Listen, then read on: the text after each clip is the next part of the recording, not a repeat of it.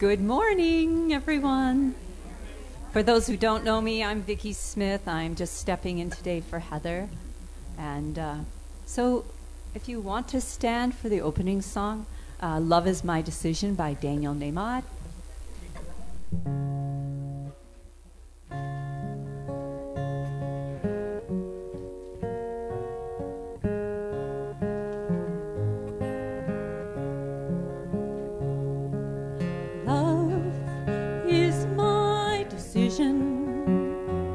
It's up to me to give of my heart. Love is my decision. No one else can tell me to start. And once I decide to change my mind, God will show me how. Love is my decision right here and now. Love is my decision. No one else can stand on that bridge. Love is my decision. No one else can make me forgive. And once I decide to change my mind, God will show me how. Love is my decision right here and now. Love is my decision. It's me to dance down the road. Love is my decision. No one else can lighten my load. And once I decide to change my mind, God will show me how. Love is my decision right here and now. My decision right here and now.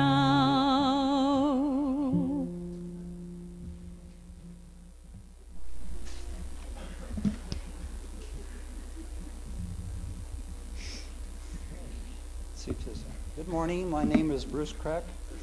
On behalf of Reverend Donna Maurer and the Board of Trustees, I'm privileged to welcome you to the Sonora Desert Center of Spiritual Living. Okay.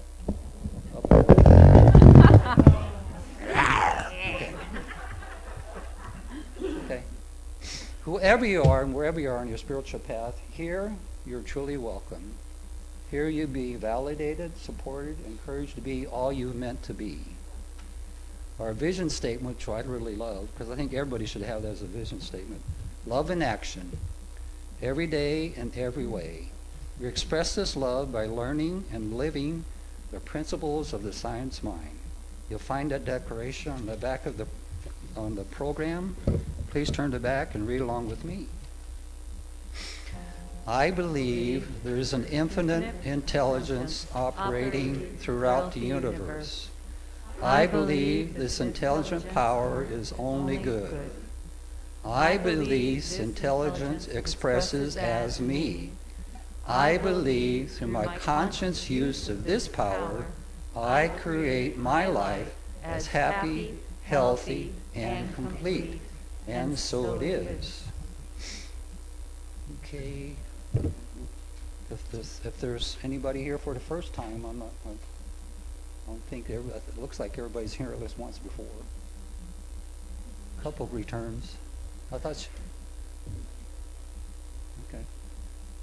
Okay. Well, I'd like to thank those who made this ceremony. That's everybody. Everybody here makes this a very interesting ceremony, as we call it, a service. So we'll go to our announcements in the magazine and the bulletin. Anybody, anything, anybody else? Okay. Please turn off your cell phones.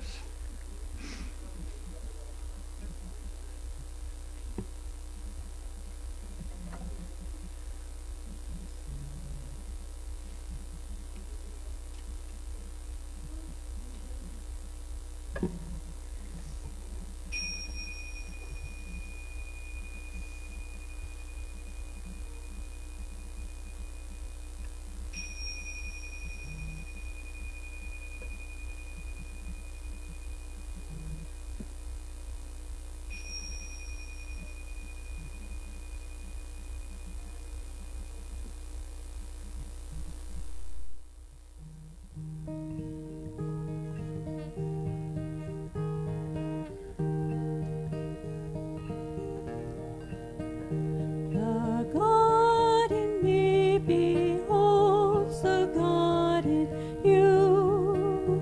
Namaste. The God in me beholds the God in you. Namaste. All is beautiful. All is well. All is beautiful. All is well.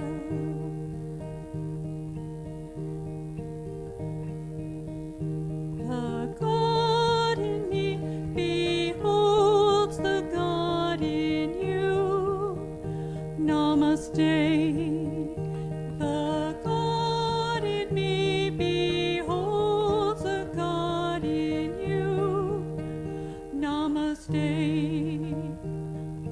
All is beautiful. All is well. All is beautiful. All is well.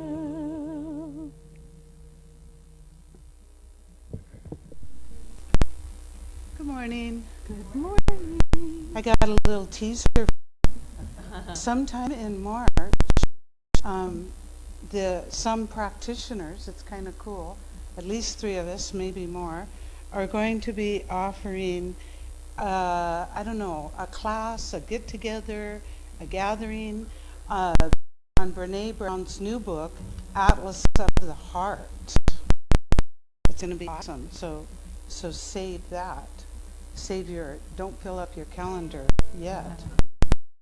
Today is miraculous moments, and that's for practitioners who are wearing their stole. They will be available for you after service for an instant prayer. And I light this candle representing the light within you, the light within spirit, and the connection that we all have. I love the light. I have these candles at my house that come on every night automatically. Reminds me of that beautiful presence.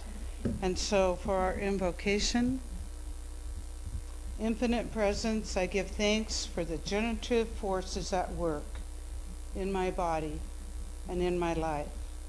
I yield to the process of renewal coming forward in my life, in my affairs, in my relationships. I appreciate this center, the practitioners, and all the beautiful souls in attendance. I open my heart and ears to listen to Reverend Donna's inspirational message. All is well, right here and right now. And together we say, and so it is. My message today is from Ernest Holmes, called Self-Renewal. Wouldn't it be strange if your car or your home would remodel themselves so that nothing about them would ever wear out? This sounds fantastic, doesn't it? Yet we are told that none of us is more than a year old physically, that our entire body is renewed every year. The possibility of rejuvenation intrigues everyone. However, Life itself seems to have already provided the solution, giving us new bodies for old as we travel along through the years. But what about the mind? Maturity may slow it down somewhat, but at the same time, there is no reason to believe that the mind itself really ages. What is unique about a living being is not its composition, nor is it the physical and chemical phenomena involved with it, but that which organizes and directs it. So we find that the physical body did not create itself, but is organized and directed by some invisible, purposeful principle, which we call life. This principle of life must be timeless in the eternal nature of such things, thus being constant and ever new, never exhausting itself. Why then is it, if life itself is forever new, forever young, that we who live in it and through whom it flows, experience age? The answer to this problem is not to be found in that nature which forever renews itself, in God, who's the Father of all, but in ourselves. We always get to that part, don't we? The whole life and teaching of Jesus was to show the intimate, immediate, personal relationship that we all have with life itself, with God, with the Spirit, which is within us, around us, and through us, and that with the divine intelligence that governs everything. And this divine intelligence is neither young nor old. God is forever the same. Life is forever the same. Therefore, it's a good thing for us to set a new ideal before the mind occasionally and try to get new habits of thought. If the scientists are correct in saying that there's a spiritual principle governing things and controlling them, a divine intelligence directing them, then it follows that there's a divine intelligence directing every activity of our body, deciding what shall happen when our food is assimilated, and controlling our circulation and elimination. Can we come to really believe there's a power within us which renews the body every moment, every second? Why should we not try to live as though the kingdom of good were at hand right now? To believe that this physical body is daily renewed and renewed after the image of perfection, and to know that the circumstances and situations of our life are governed by a supreme intelligence which knows what to do, how to do it, and is willing to do it. Let us trade in the old body with all its weaknesses and aches and pains, and see if we cannot transform it by renewing the mind, by thinking of the perfect life that must exist at the center of every cell, every organ, every function of the body. You see, life and God mean the same thing. And if life is present everywhere, which it most certainly is, then God is present everywhere. It's not as though we had to coerce life, argue with it, or will it to do anything. What we should resolve to do, is to feel, sense, imagine, and accept the flow of life through us. We must be sure that the light of the new body model shines brightly, and we may be certain there's plenty of power to keep it going. but we're going to need the oil of gladness to keep it from squeaking and stopping. That is, we're going to need faith and confidence and love and assurance. And we're going to need to know that our power comes from the source of all power, which is God. Namaste. Namaste. Thank you. And now I take this candle and hold the high watch, knowing the best and highest good for one, for all.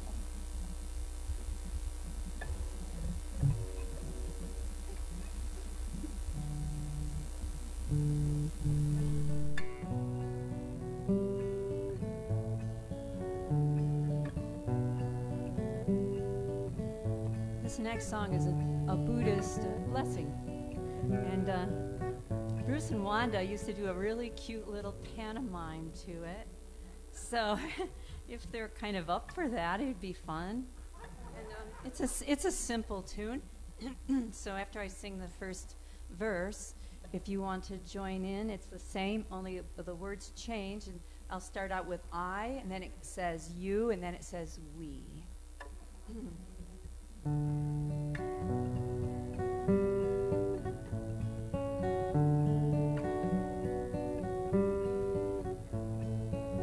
May I be filled with love and kindness.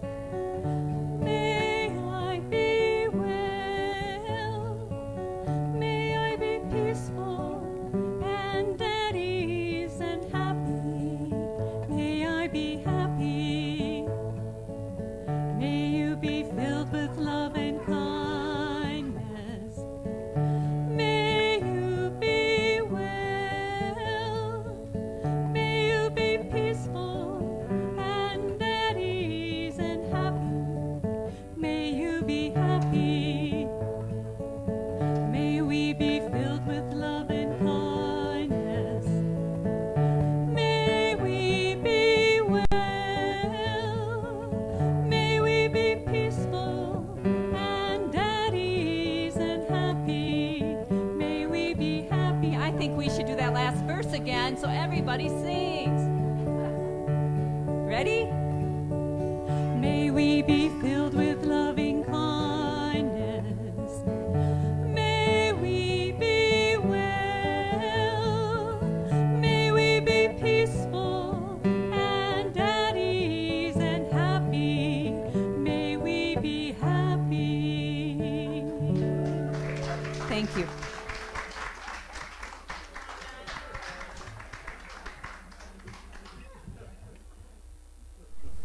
Thank you, Vicki. And I do want to thank Vicki for filling in for Heather.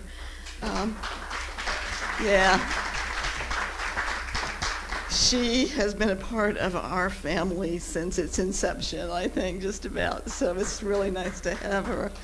And it's a bittersweet time because for those of you who do not know, Heather's mother made her transition this past week. She was only 65, and it's been very traumatic for Heather. So she's taking a little time to rest and to heal.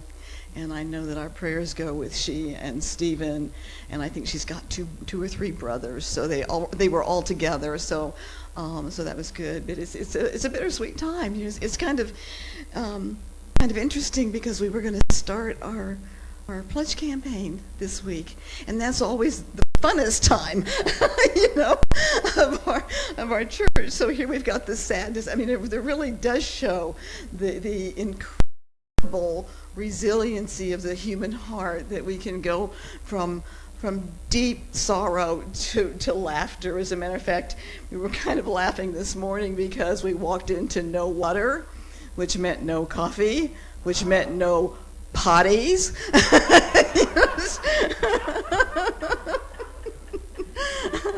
And then I asked, because Heather isn't here, I asked Gray if we could do a video, which he said, oh sure, and we have no idea what we're doing, so it may or may not work. And I also do want to thank the practitioners for last week. Cookie, as most of you what it does for me, it means that I can play hooky, and I leave you in incredible hands. We have a practitioner team that can not only speak well, but they walk their talk, and I am so proud of them, and you should be too.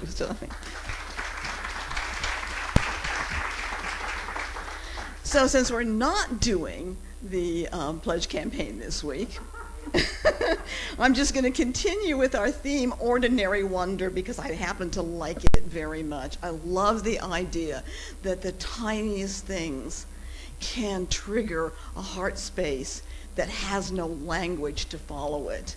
And I've chosen as a topic in grain of sand. And it's part of an extensive poem by William Blake called Auguries of Innocence.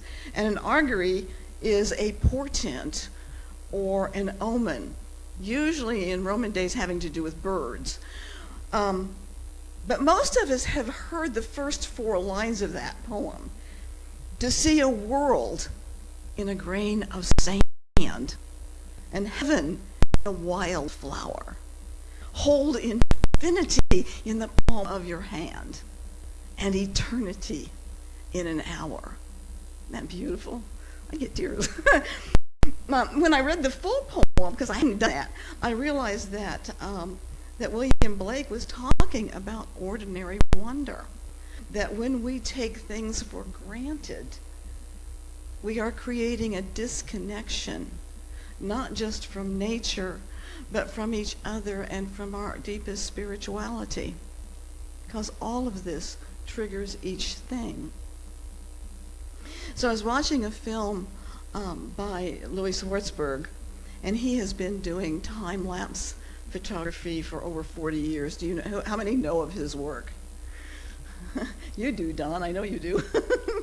Yeah. Moving art. And he said, have you ever wondered what it would be like to experience the world from the point of view of a flower or a hummingbird? When we can experience life through their perspective, it expands our vision, opens our heart, unveils the mysteries of life, and that, my friends, is truly transformational. When we experience wonder, our whole mind and body is arrested by something larger than ourselves. We become what we behold. We're all connected. We know that. We are taught that God is all there is and that we are a manifestation of that power and presence. Namaste, namaste, the God in me greets the God in you. But it's really easy to forget those connections and to begin to take everything for granted. So and in doing so, we lose a bit of respect for those things that really are ordinary wonders. So if you and I can keep focused on those wonders, if we can see the world in a grain of sand, then we become a conscious part of that connection. And know that at some level we would not be here if it weren't for that grain of sand and other grains that have been part of the ground we walked on. And if we stop to pick it up, aren't we holding infinity in the palm of our hand? Aren't we connecting to those who walk this land years before we were on it?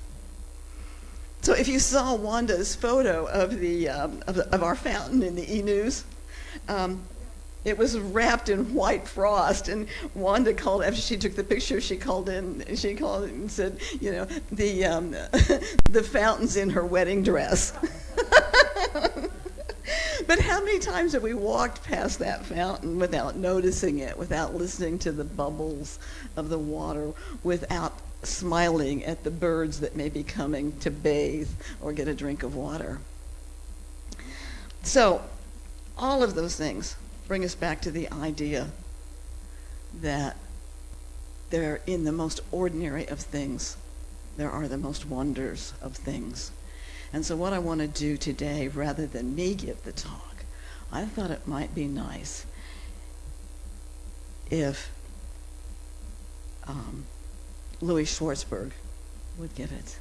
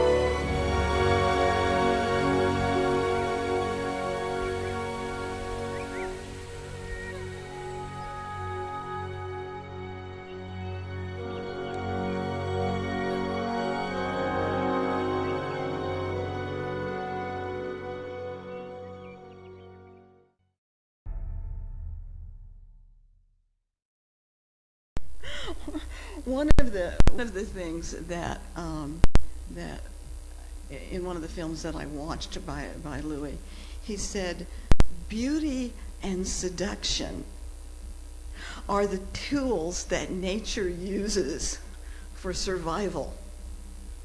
And I thought, how interesting, because how often do we see something that's beautiful and we connect with it and kind of make it ours in our heart? And the seduction is from babies. How can we, go by a little baby that's laughing or giggling and not stop and smile and have our heart feel better? And the same is true of puppies and kittens and baby birds. And how many times have you and I said, oh, how absolutely adorable. And we're talking about a baby javelina. Or do you remember Steve Irwin, who the crocodile would hold up these horrible looking creatures and say, ain't she a little beauty? And that's what we connect with. When we can connect with those kinds of beauty, when we can get inside a hummingbird and watch its tongue, it's something so special for you and me. And I don't think we're ever the same. And nor should we be. Nor should we be. One of the things I want to back on it, because so nature uses babies to seduce us, but she knows what she's doing, because we protect what we love. And so as we get closer to those small wonders, as we keep them in our heart, then we're going to protect the things that we love, and we're not going to take them for granted. My mentor, Dr. William Hornaday at Founders Church in Los Angeles, spent some time with Dr. Albert Schweitzer in Africa.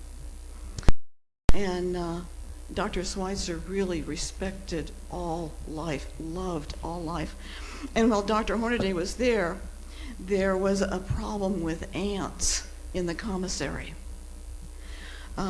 So rather than spraying for them, Dr. Schweitzer walked around and looked at the foods that they were particularly interested in, and then had bowls of those food put outside the commissary, and there was no more ant infestation.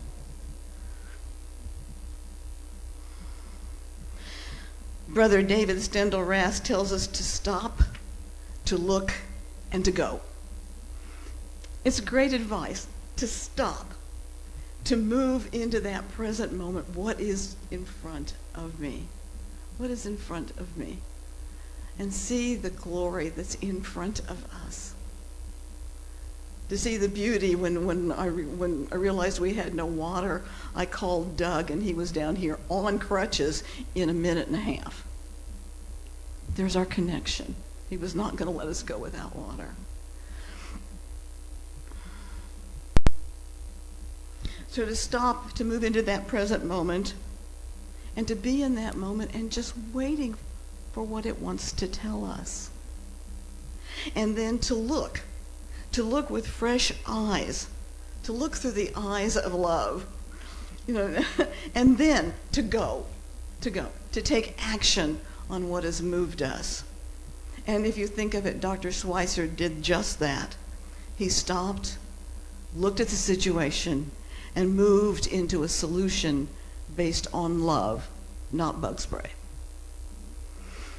So, if we are to experience life, let's each take time to stop, to look, and to go, and to see those ordinary things as wonders, whether it's a grain of sand, a flower, a smile, a connection in some way, and to know indeed we are blessed. Indeed we are blessed. And we have an incredible responsibility to take that blessing out into the world, to those people who do sometimes take things for granted, who don't see the love, who would reach for the bug spray first, because that's who we are. That's who we are. And in doing that, we create change in this world that is transformational.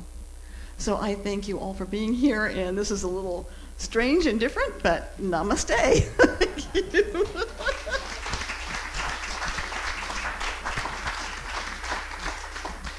Whoops. You know what?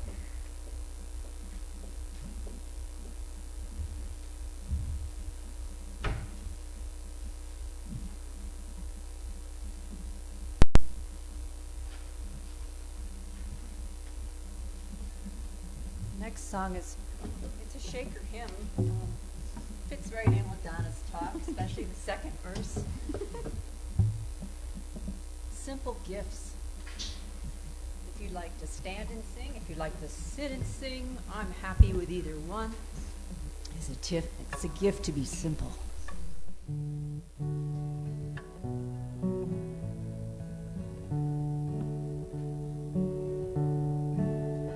'Tis a gift to be simple, 'tis a gift to be free, 'tis a gift to come down where we ought to be. And when we find ourselves in the place just right, 'twill be in the valley of love and delight. When true simplicity is gained, to bow and to bend, we shan't be ashamed. To turn, turn will be our delight, and by turning, turning we come round right. The earth is our mother and the fullness thereof, her deserts and streams as well as stars above. Salvation is here where we laugh, where we cry, where we seek and love, where we live and die. When true simplicity is gained, to bow and to bend, we shan't be ashamed. To turn, turn will be our delight, and by turning, turning we come round right. 'Tis a gift to be simple, 'tis a gift to be fair, 'tis a gift to wake and breathe the morning air. And each day we walk on the path we choose, 'tis a gift we pray we never shall lose. When true simplicity is gained, to bow and to bend, we shan't be ashamed. Turn to turn will be our delight, and by turning, turning we come round right. Thank you. Beautiful. That's just beautiful. Thank you.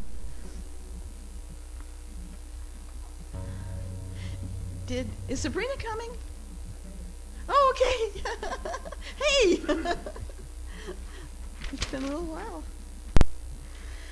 Okay. So be sure and stay after for need a chance to meet Sarah and to let her talk about her beautiful artwork. I have seen the heart in her photography since she first began. It's just an incredible connection, and I thank you for allowing us to have your work shown here. Okay, it's time for our offering, and I ask that you join me in our offering affirmation. My gift goes forth to heal, prosper, and bless all that it touches. It is evidence of my conviction that God is the source and substance of my supply. I share generously of my good.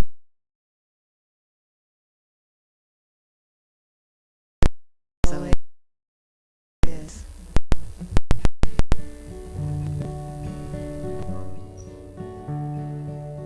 I am so blessed, I am so blessed, I am so grateful for all that I have. I am so blessed, I am so blessed,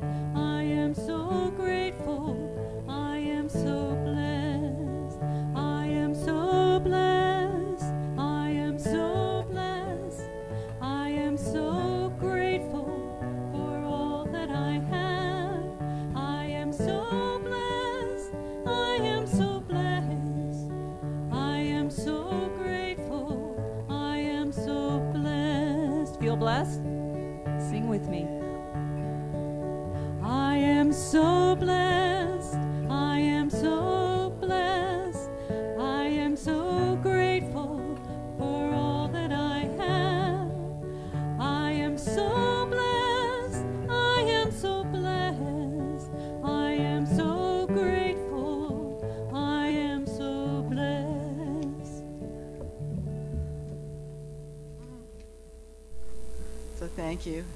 Thank you for your generosity that allows us to carry on in this place and also to be of service in other places. We do tithe 10% of our offerings to the community. We've been doing a lot to the food. We were to send a little gift to Paws Patrol this week, so we're taking care of our four-footed as well.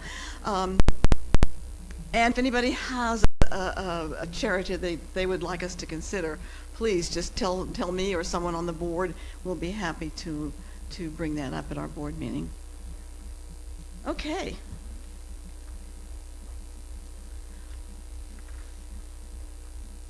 So let's just take a moment to close out this portion of our service, and then grab some refreshments, have a seat, or to take a minute to look at Sabrina's work. Have a seat, and we'll have her tell us all about it.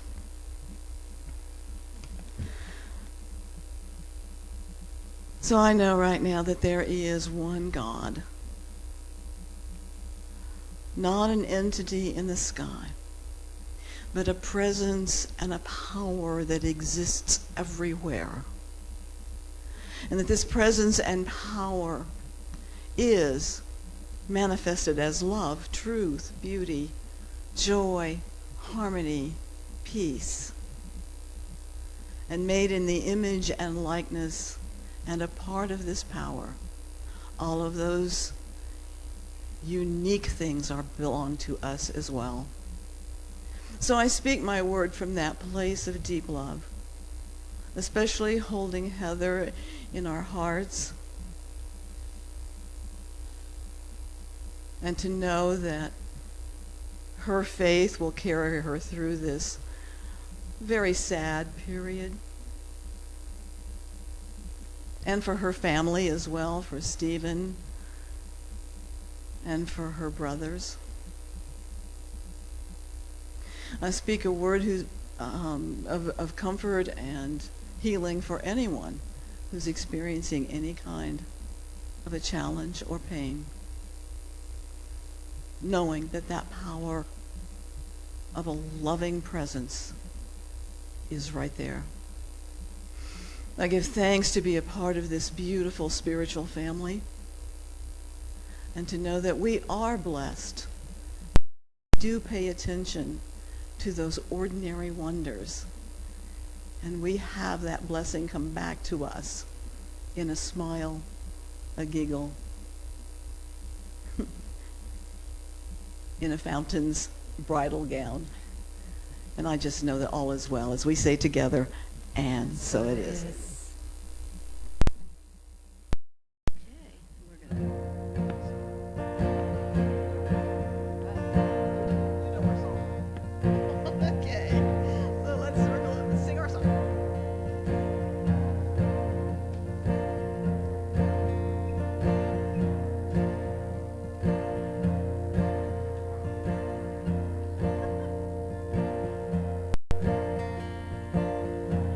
Are we ready?